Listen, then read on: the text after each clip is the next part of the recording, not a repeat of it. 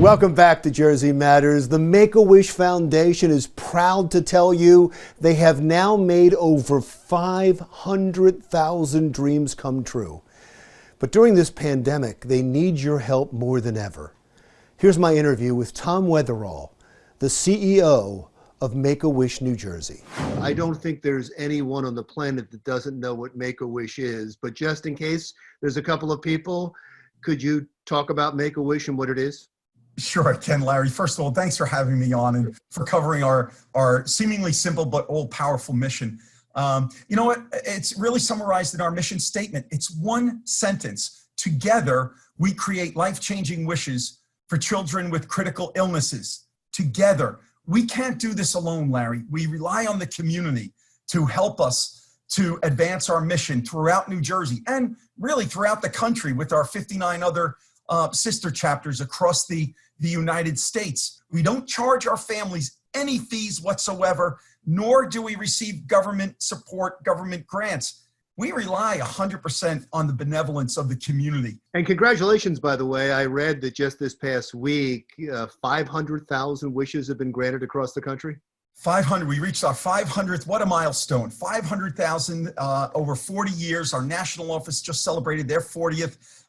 We're about to, in the next couple of years in New Jersey, we were chartered a few years after the original charter in Phoenix, Arizona. Here in New Jersey, we're fast approaching 12,000 wishes granted. And to give you some context and some Jersey pride, Larry, that puts us in the top 10, if not top 6 of all chapters nationally. In fact, globally, because we have another 40 international affiliates around the world. Well, congratulations on that. This has got to be a tough time for you, though, for all charities. But this one, for some reason, seems especially devastating because you're talking about children with serious diseases that have a wish. Are they being postponed because of the pandemic? Because I'm certain your donations are down. Yeah, Larry, you're right on both points. And the first one, postponed, why it's so important and so key. That's all that they have been. Some of them have been postponed. None have been canceled since March, since this pandemic really reached our shores and came on full bore. And then the shutdown occurred here in New Jersey, New York, Connecticut, the Northeast, where we really hit hardest at first, March and April. Yeah, and donations have slowed down significantly, and to all nonprofits. We're all feeling this, particularly in our event fundraising. But thankfully, we have a most committed, a most loyal, a most generous donor base here in New Jersey who have helped us through the aftermath of 9/11, through the aftermath of the recession in 2008 and the sluggish years that followed in 9, 10, 11.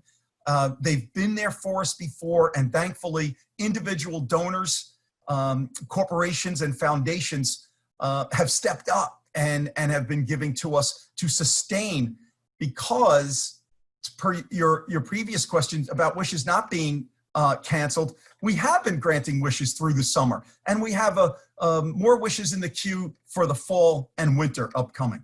Give an example of a wish that was granted that really sticks in your memory, that it was particularly fulfilling. Young Neil, 10 years old, has battling a number of conditions, and he's wheelchair bound, Larry. And but his wish, he knew immediately what he wanted. 2 things that he loves.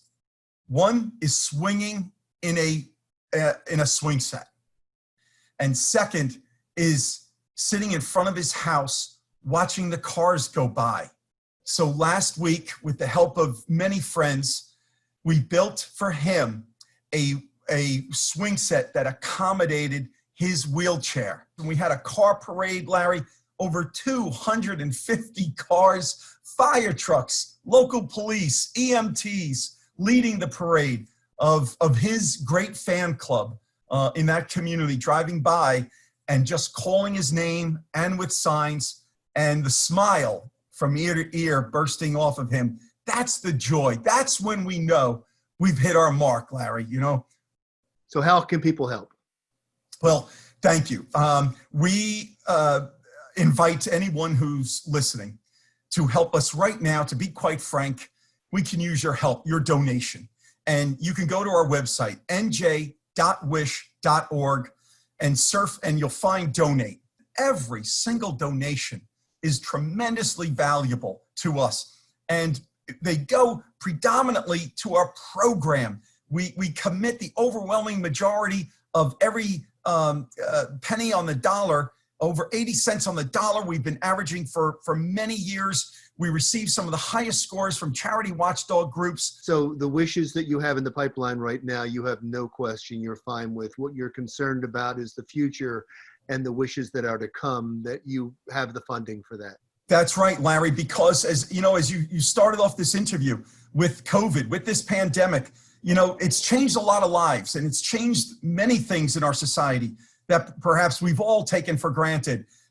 We've had to adjust. We've had to adjust our style of living, our habits, where we go and how we go about. We all have our masks on. But one thing that has not changed, children are still being diagnosed with life-threatening illness. That has not taken a break. So how could we possibly stop and take a break and cancel wishes right now? We bring hope. We're bringing something where science and medicine leave off and where we can pick up. Yeah, just make their lives a little bit better. That's it, Larry. It's a wonderful mission. That was Tom Wetherall, the CEO of the Make-A-Wish Foundation, New Jersey. When we come right back, an exhibit that we're going to take you to that proves that this wasn't the first pandemic and it won't be the last. We'll take you to a new museum exhibit next on Jersey Matters.